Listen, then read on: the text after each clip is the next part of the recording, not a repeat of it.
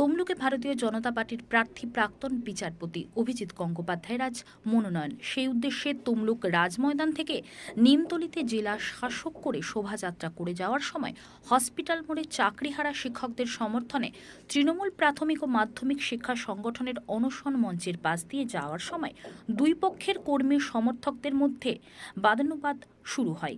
বিজেপির কর্মী সমর্থকদের সঙ্গে পুলিশের ধস্তাধস্তি শুরু হয়েছে।